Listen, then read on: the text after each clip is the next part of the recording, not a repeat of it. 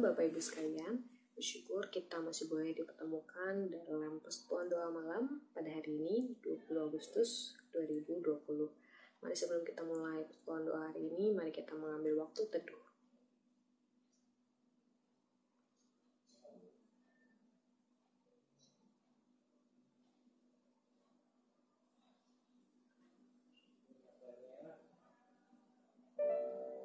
Mari kita kembali datang ke hadirat Tuhan.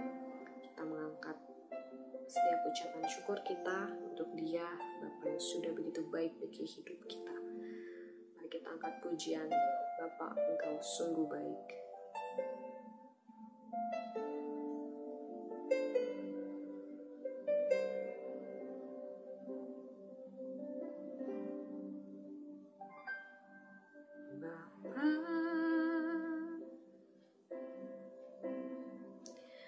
Engkau sungguh baik, kasih-Mu melimpah di hidupku.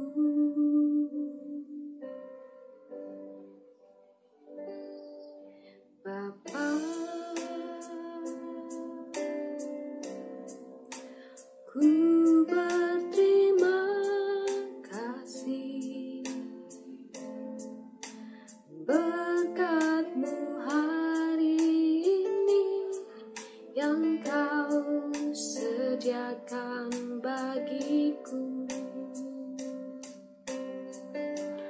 Ku naikkan syukurku buat hari yang Kau beri, tak habis-habisnya kasih dan rahmat-Mu.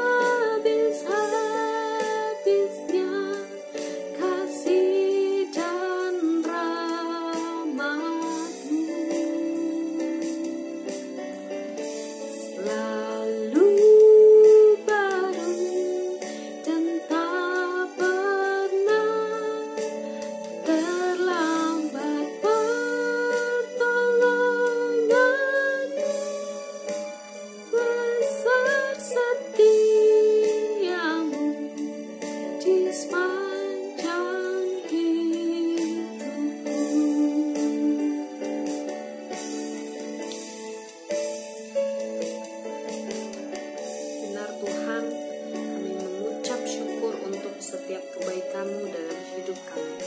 Itu baik kasih setia Tuhan untuk setiap kami, orang-orang berdosa. Yesus seringkali melupakan kebaikan Tuhan, melupakan berkat-Mu. Ampuni kami Tuhan. Kami percaya bahwa pertolongan-Mu lah satu-satunya yang senantiasa menyertai kami hingga akhir zaman. Tuhan, sebentar kami ingin memulai persekutuan doa ini, biar kiranya Tuhan yang memimpin setiap hati dan pikiran kami, sehingga setiap firman yang disampaikan boleh menjadi berkat untuk setiap kami. Kami ingin memulai Tuhan persekutuan doa ini di dalam nama Tuhan Yesus Kristus. Kami berdoa. Amin. Sebentar lagi kita akan masuk ke dalam pokok doa syafaat, dan kita juga akan mendengarkan penguraian firman Tuhan. Mari sebelum itu kita siapkan hati kita. Kita mau nyatakan bahwa Allah kita adalah Allah yang begitu peduli, Allah yang tidak pernah meninggalkan setiap kita, apapun keadaan kita, apapun perkara kita.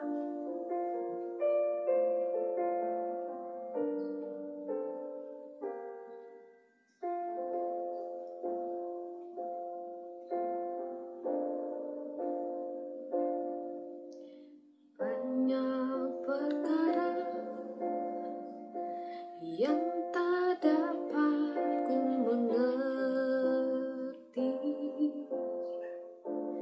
mengapakah harus terjadi di dalam kehidupan ini. Satu perkara yang ku simpan dalam hati, tiada satu pun yang terjadi tanpa Allah peduli. Allah mengerti, Allah peduli segala persoalan yang kita hadapi, takkan pernah dibiarkannya ku bergumul sendiri, sebab Allah mengerti.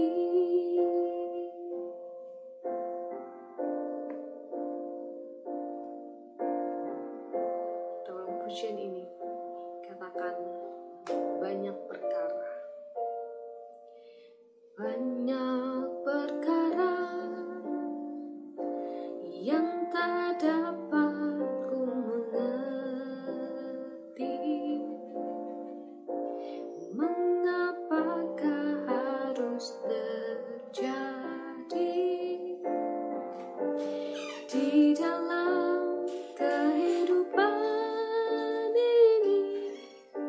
Satu perkara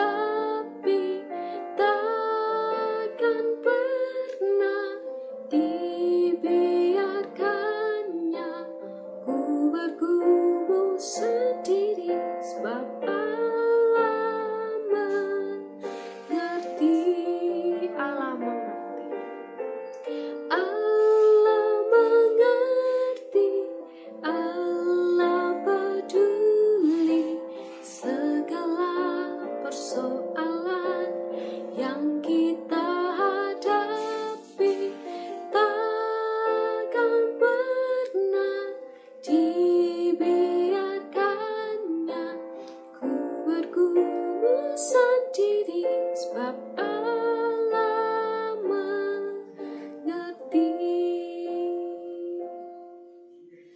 Allah mengerti, Allah peduli segala persoalan yang kita hadapi.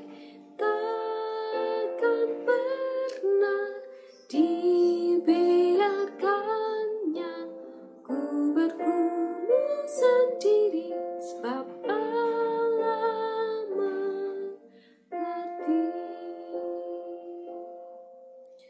Ku bergumul sendiri, sebab Allah mengerti. Mari jemaat, kita persiapkan hati kita ingin berdoa syafaat.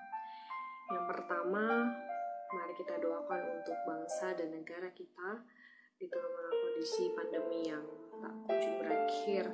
Dan kita berdoa biar kiranya pemerintah boleh semakin mempercepat memproduksi vaksin sehingga virus corona ini boleh juga ditemukan obat sehingga tidak menyebar dan tidak semakin memakan banyak korban.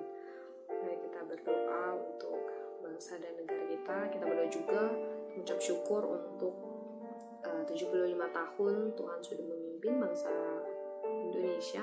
Kita berdoa biar kiranya ke depan Tuhan semakin memberkati, biar bangsa Indonesia boleh menuju negara yang maju, setiap masyarakat boleh semakin memberkati, dan Indonesia penuh kemuliaan Tuhan.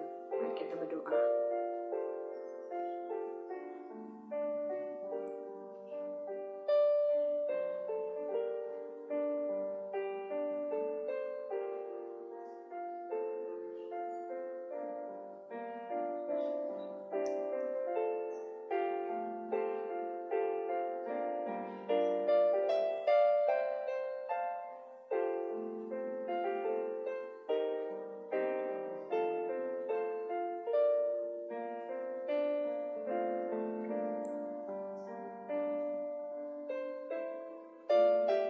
Selanjutnya kita berdoa juga untuk seluruh gereja di dunia yang sedang mengalami fase-fase dampak daripada corona. Biar kiranya setiap gereja di seluruh dunia boleh tetap memiliki semangat, memiliki kerinduan untuk boleh memberitakan firman Tuhan. Kita berdoa juga untuk setiap anak-anak Tuhan di seluruh dunia, biar kiranya anak Tuhan boleh semakin bersemangat, semakin melihat tangan Tuhan di tengah-tengah dampak krisis ini. Kita berdoa.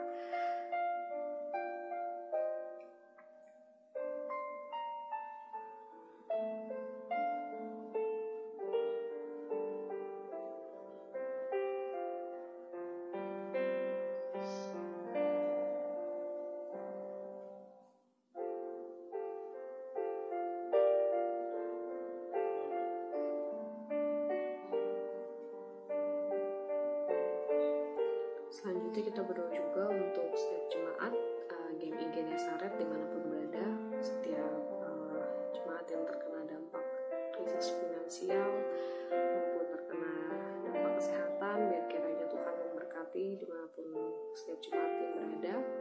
Biar Tuhan memberkati untuk setiap orang yang bekerja berusaha, Tuhan berhasil, dan berdoa juga untuk setiap kesehatan jemaat baik tua maupun muda, biar senantiasa diberkati, biar senantiasa boleh semakin sehat dalam menjalani hari. Kita berdoa juga untuk iman setiap jemaat GMI Genesaret, biar kiranya boleh semakin bertumbuh.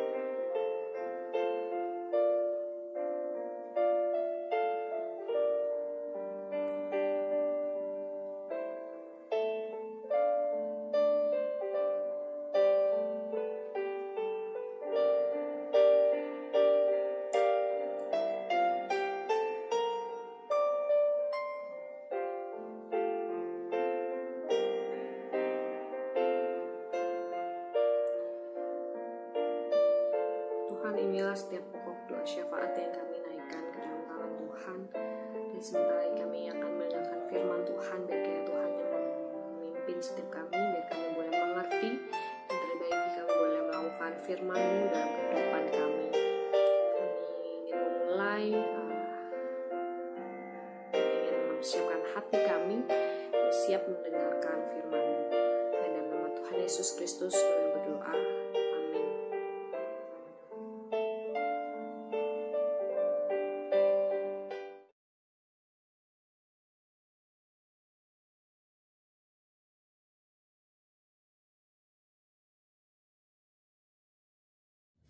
Shalom jemaat yang dikasih Tuhan, sukacita sekali kita bersama-sama pada malam hari ini belajar firman Tuhan, yang dimana pada malam hari ini saya diberi kesempatan untuk melayani membawakan firman Tuhan, sharing dengan tema doa anak tertindas yang diambil dari 1 Samuel 1 ayat 1 sampai 20.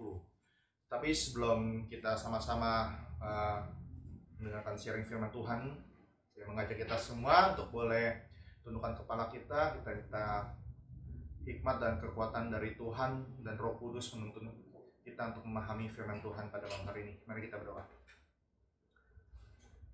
Tuhan Yesus yang baik, terima kasih Tuhan, Engkau telah menuntun kami hingga pada malam hari ini, di mana kami boleh bersama-sama berkumpul kembali, bersekutu Tuhan, melalui komsel Tuhan malam. Dan sebentar lagi kami akan sharing firman Tuhan yang hamba-Mu akan sampaikan. Boleh pimpin Tuhan, firman sampaikan ini boleh menjadi kekuatan bagi kami, anak-anak-Mu Tuhan, dan juga boleh memberikan kami jalan keluar untuk setiap persoalan yang sedang kami hadapi ini Tuhan. Pimpin untuk hamba-Mu yang terbatas ini, dan kuasa Roh Kudus yang boleh sempurnakan. Dalam nama Tuhan Yesus kami sudah berdoa. Jemaat yang dikasih Tuhan, hari ini kita mengambil dari kisah 1 Samuel 1 ayat 1 sampai 20. Kita boleh membuka Alkitab kita. Nah, kita boleh buka 1 Samuel 1 ayat 1 sampai 20.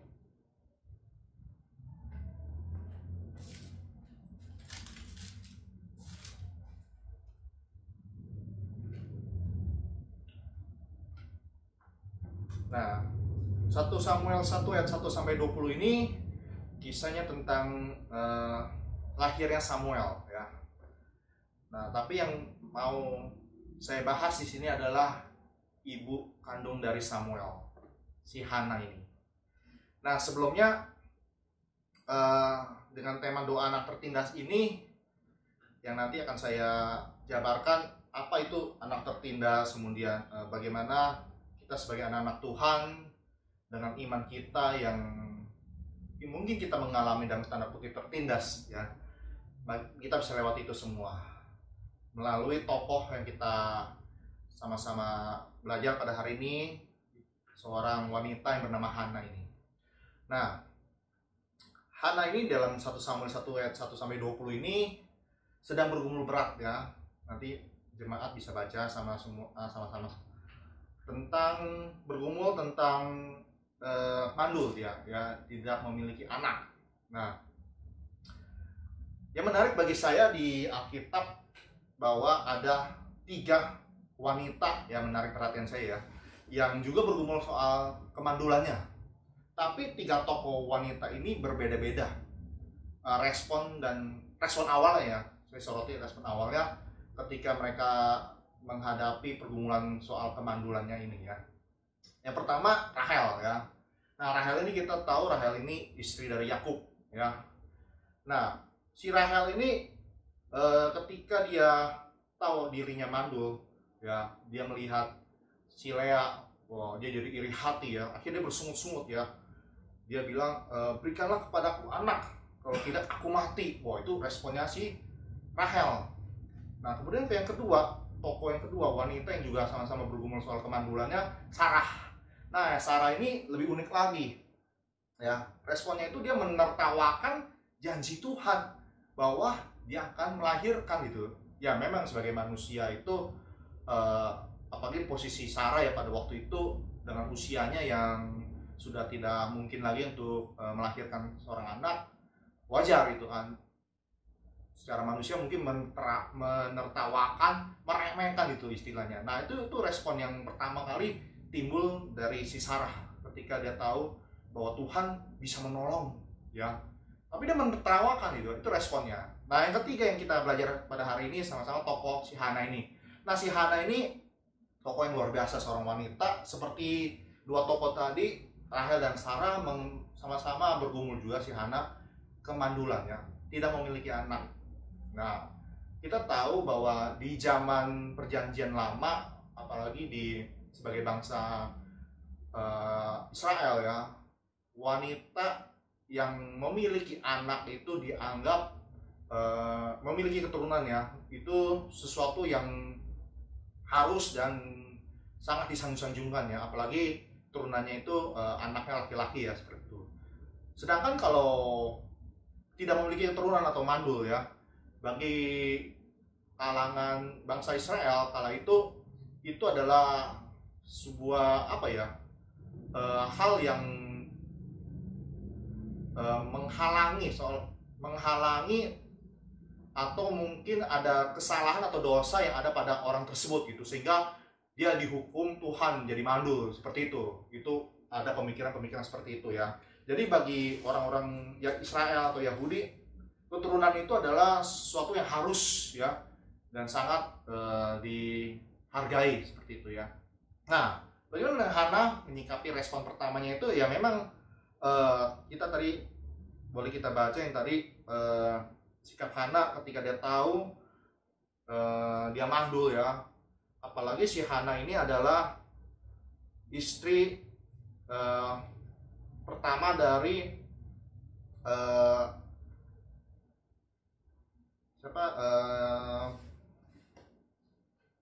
Elkana, ya. Nah, si Elkana ini ternyata punya istri dua, Hana dan Penina. Nah, si Hana ini respon pertama memang dia mencoba untuk kuat, ya, kemudian untuk terus, ya, bertahan, ya. Tetapi suatu ketika, ya, si Penina, ya, istri muda dari suaminya ini ternyata menimbulkan rasa mengganggu perasaan atau membuat resah hatinya si Hana ini, ya, karena si Penina secara sengaja, ya, mungkin nanti jemaat bisa baca, ya, di ayat 6 dan 7, ya, jelas dikatakan di situ bahwa tetapi madunya, nah madunya itu istri kedua maksudnya, ya, istri kedua dari si Elkana ini menyakiti hatinya supaya ia gusar, supaya si Hana ini gusar, ya, karena Tuhan telah menutup kandungannya, ya. Tapi bukan hanya saat itu juga, tetapi lanjut ya 7, tetapi terjadi dari tahun ke tahun. Wah, itu sebagai seorang wanita kalau nggak punya anak, ya, sedangkan istri muda dari suaminya itu punya anak, itu tekanan batin banget gitu, ya. Tertindas secara batin lebih sakit daripada tertindas secara fisik gitu, ya. Apalagi seorang wanita yang bermain di perasaan, ya, hati, itu kan, itu sangat-sangat menyakitkan sekali bagi Hana. Nah, Hana, yang kita sama-sama belajar pada hari ini sangat bergumul berat, ya, apalagi diungkit-ungkit gitu, ya, setiap tahunnya, ya, karena ternyata keluarga si Elkana ini setiap tahun sekali mereka datang ke kota Silo gitu, ya, di sana untuk mempersembahkan dan menyembah korban bakaran kepada Tuhan gitu. Jadi setahun sekali mereka datang bersama-sama keluarga, ya, seperti itu, ya. Nah, terus kemudian ternyata ketika ada hal-hal si Elkana mempersembahkan korban, ya, nah ternyata diberikannya kepada Penina istrinya dan kepada semua anak-anaknya, ya. Sedangkan bagian untuk si Hana hanya satu bagian saja, karena si Hana tidak memiliki anak, ya. Jadi otomatis bagian untuk si Penina dan anak-anaknya itu lebih banyak. Dan akhirnya si Penina ini mungkit-mungkit gitu kan, dikatakan mungkit-mungkit, ya, seperti itu yang tadi di ayat 6, menyakiti hatinya supaya ia gusar gitu kan. Itu yang membuat si Hana menjadi sedih hati, bahkan dikatakan di ayat 17 terakhir, ia menangis dan tidak mau makan. Nah itu manusiawi sekali kalau ketika kita menghadapi keadaan di mana benar-benar sakit hati, bukan sakit hati ya, itu benar-benar batin kita tuh diserang gitu ya. Akhirnya membuat kita mau makan juga susah, banyak pikiran seperti ini itu, dan mengganggu kehidupan kita sehari-hari ya. Itu yang dialami si Hana ini. Nah, kemudian sebenarnya Hana itu arti namanya itu dalam bahasa Ibrani itu artinya itu elok atau menyenangkan gitu ya. Harusnya si Hana ini hidupnya menyenangkan gitu kan. Tetapi tidak gitu ya. Ketika dia menikah dengan Elkana, ya dia harus menghadapi permasalahan dia mandul. Kemudian dia hadapi permasalahan suaminya si Elkana ini harus memiliki istri yang kedua, si Penina, dan Penina ini pun memiliki keturunan. Nah itu membuat bagi dia tuh hal-hal yang bisa menyakiti, yang bisa membuat dia ngedrop ya secara iman gitu ya. Tapi jemaat yang dikasih Tuhan, si Hana ini yang kita belajar sama-sama pada hari ini, ternyata dia punya sikap yang tajam-jemu ya. Tajam-jemu dalam hal apa? Tidak patah semangat dalam pergumulannya ini, dia tetap mencari-cari Tuhan ya. Seperti itu ya. Di ayat keberapa? Dia tetap mencari-cari Tuhan, dia tetap berpengharapan doa kepada Tuhan tuh di ayat 10 ya. Kita bisa baca sama-sama. Dengan hati pedih ia berdoa kepada Tuhan sambil menangis terseduh-seduh ya. Nah, jadi si Hana ini hidupnya ini bukan hanya menghadapi pergumulan soal kemandulannya, menghadapi orang yang menyakiti hatinya si Penina, tetapi dia juga hidup di tengah-tengah zaman di mana hakim-hakim ya, pada saat itu hakim-hakim yang sedang bobrok imannya. Nah, kalau jemaat baca lagi ya di ayat ketiga, di situ dikatakan di sana yang menjadi imam Tuhan adalah kedua anak Eli, ya, si Hofni dan Penihas. Wah, jemaat sekalian, seperti kita ketahui bahwa kedua anak Eli ini sangat menyakiti hati Tuhan ya. Bagaimana perbuatannya yang tidak berkenan di hadapan Tuhan. Nah, si Hana tuh hidup di zaman seperti itu. Di zaman dimana imam yang harusnya bertugasnya menguatkan umatnya, tetapi justru melemahkan iman umatnya itu. Nah, si Hana harus menghadapi situasi seperti itu juga. Jadi dia bergumulnya itu selain kemandulan, kemudian dalam lingkup keluarganya ya, si Penina sebagai istri kedua dari Elkana suaminya harus menyakiti hatinya, batinnya. Dia juga hidup di tengah-tengah zaman di mana imam yang harusnya menguatkan imannya, tetapi juga justru berbanding terbalik, ya, mengecewakan harusnya seperti itu ya. Nah, bagaimana sikap si Hana ya? Nah, tadi kan saya sudah kasih tahu, ternyata dia 10 bahwa dia tetap datang sama Tuhan, ya. Dia datang bahkan dengan terseduh-seduh, dia berdoa kepada Tuhan ya. Dia datang kepada Tuhan, ya, dia tetap percaya dan pengharapan kepada Tuhan. Itulah iman, ya. Bahkan ketika dia berdoa, dia pun bernazar, Bapak Ibu. Berdoa bukan hanya meminta, tapi dia bernazar. Jadi saya sempat ketika membaca ini, mempersiapkan bahan ini, si Hana ini bukan hanya meminta, tapi dia juga memberi loh. Memberi apa? Memberi dari apa yang dia minta. Ya, kalau jemaat sekalian nanti baca ya, di ayat ke-10 bunyi nazarnya itu, Tuhan semesta alam, jika sungguh-sungguh engkau memperhatikan sengsara hambamu ini dan yang mengingat kepadaku, ya, kemudian memberikan kepada hambamu ini seorang anak laki-laki, maka aku akan memberikan dia kepada Tuhan untuk seumur hidupnya. Oh, dia udah meminta anak, kemudian dia bernazar bahwa anaknya ini akan diserahkan untuk Tuhan pakai seumur hidupnya. Jadi apa yang dia minta harusnya dia miliki ya, tetapi dia enggak. Dia kembalikan lagi kepada Tuhan yang memberi. Nah, ini sikap yang luar biasa sebagai seorang orang yang beriman ya. Maksudnya tuh sebagai seorang yang dalam kondisi tertindas ya, dalam kondisi yang sangat tidak mengenakan, dalam kondisi yang sangat membutuhkan apa yang benar-benar dia inginkan, tetapi dia masih bisa memberi ya, bisa memikirkan bahwa oh ini untuk kembalikan kepada Tuhan. Nah ini si Hana ini luar biasa dibandingkan dengan dua tokoh wanita tadi ya, si Rahel dan si Sarah gitu ya. Nah jemaat dikasih Tuhan, seperti kita tahu ya, nanti kita baca di rumah dan kita baca kembali ayat yang di 1 Samuel 1 ayat 1 sampai 20 ini ya. Akhirnya si Hana ini berdoa. Nah lagi-lagi si Hana ini ketika dia sedang berdoa ya, dengan posisi yang berdiri, di ayat ke-9 dikatakan, berdirilah Hana ya, sedang Iman Eli duduk di kursi dekat tiang pintu bait suci Tuhan ya. Kemudian ayat berikutnya, dan dengan hati pedih ia berdoa kepada Tuhan sambil menangis terseduh-seduh ya.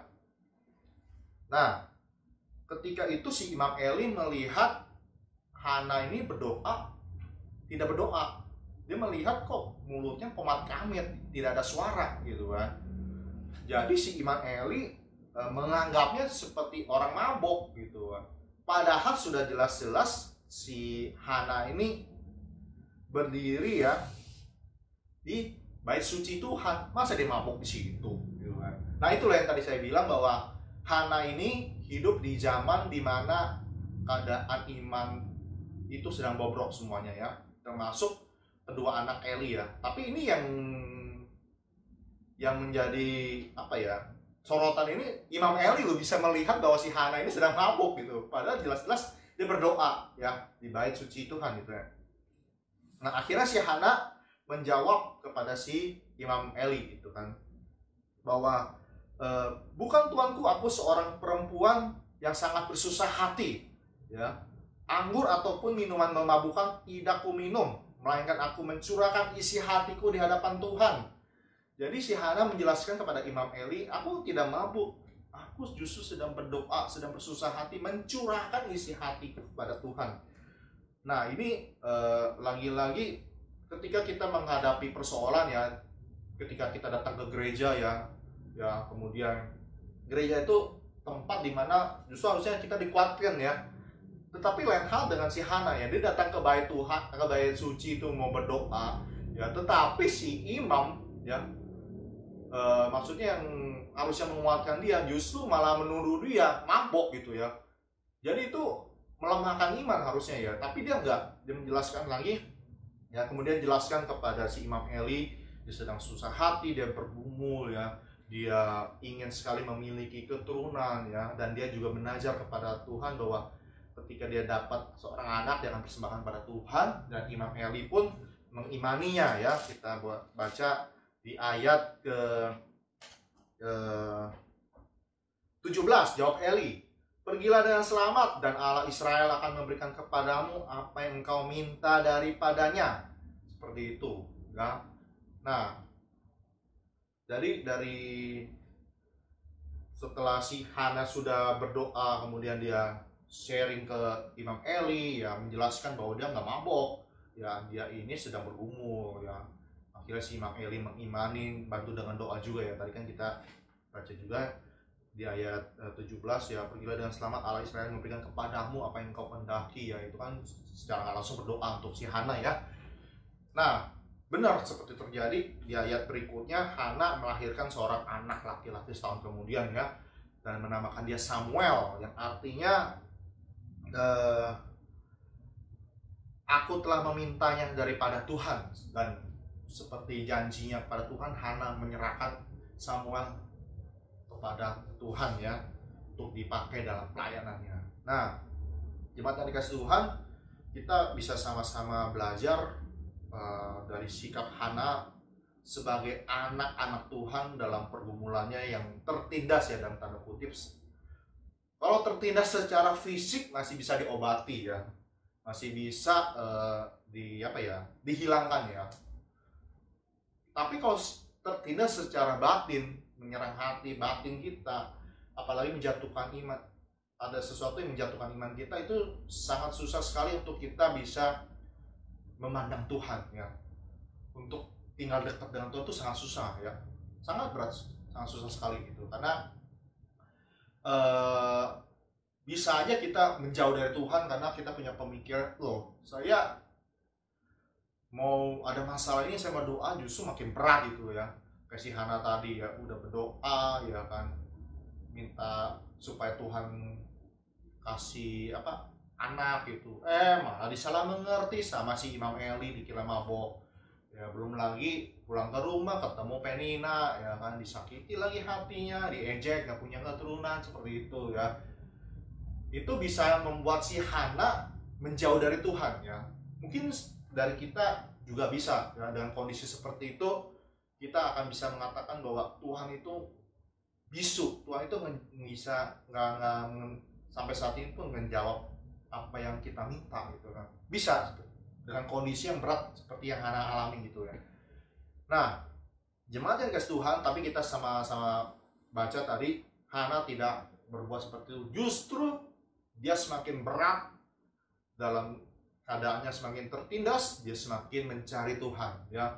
Bahkan dengan sepenuh hati dia terseduh-seduh menangis ya. Jadi suatu ketika saya juga pernah mengalami hal yang tidak mengenakan gitu ya. Bagi saya sih tertindas secara apa ya namanya itu, secara batin sih ya, tapi nggak separah si Hana ini gitu ya. Jadi tertindas sayanya itu adalah ketika saya juga disalah mengerti gitu ya, disalah mengerti oleh keluarga. Wah, itu berat sekali itu kan. Jadi ketika itu almarhum nenek saya meninggal ya.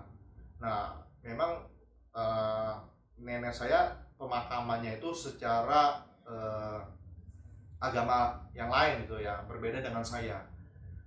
Nah, ketika dalam pemakaman itu diharuskan setiap anak cucunya ya mengikuti pemakaman sesuai dengan agama yang dianut oleh nenek saya itu. Nah, itu ada satu hal yang bertentangan dengan iman saya kepada Tuhan gitu ya. Yang ada di upacara pemakaman itu bertentangan dengan iman saya gitu kan. Nah, itu yang tidak saya lakukan, dan saya menjelaskan kepada keluarga bahwa saya tidak bisa melakukan hal itu. Karena bagi saya yang harus saya sembah adalah Tuhan. Dan bagi saya yang saya hormati adalah saat nenek saya hidup ya. Menghormati dalam arti memperhatikan dia saat dia hidup gitu kan. Ketika dia sudah meninggal ya, kita mengenang kembali bagaimana kebaikannya, bagaimana kasihnya seperti itu, dengan iman saya kepada Tuhan ya, yang menguatkan keluarga dan saya seperti itu. Nah, tapi saya salah mengerti gitu kan. Bahkan saya ada omongan bahwa saya ini anak atau cucu yang kurang ajar gitu kan. Waduh, saya kaget sekali. Saya dianggap tidak menghargai upacara pemakaman itu, dan saya dianggap kurang ajar gitu ya. Waduh, memang secara fisik nggak terlihat, tapi secara batin yang saya alami itu sangat gimana ya. Sampai sekarang pun saya hanya Tuhan lah, saya berdoa sama Tuhan, Engkau tahu ya bagaimana aku berbuat, maksudnya mengasihi, menyayangi nenek saya itu ketika dia masih hidup ya. Ketika dia dalam pemakaman itu, dalam upacara itu, bukan saya tidak menghormati, tidak menghargai, tapi saya memiliki iman gitu ya, iman kepada Tuhan seperti itu. Nah, oke, sebagian itu yang tidak saya jelaskan lebih lanjut kepada keluarga besar gitu ya. Tapi saya yakin bahwa malah Tuhan akan tetap memberikan pengertian kepada mereka semua seperti itu. Nah, itu yang saya yakini. Makanya itu tidak melemahkan iman saya, justru harus menguatkan saya ya. Karena mengikut Yesus itu, percaya Yesus itu, kita akan mengalami berbagai macam pencobaan, penindasan yang akan kita alami menguji iman kita ya. Apakah kita akan malu dengan iman kita? Apakah kita akan meninggalkan iman kita? Apakah kita akan ya udahlah, cuman itu doang, ya itu aku ikutin aja deh maunya ini, ya tidak bisa. Karena iman kita itu adalah iman yang benar-benar harus kita jaga gitu kan. Seperti Tuhan adalah setia, maka kita juga harus belajar setia. Setia dalam arti tetap menyembah Tuhan, tetap mengenalkan Yesus dalam hidup kita. Itu yang paling penting sih.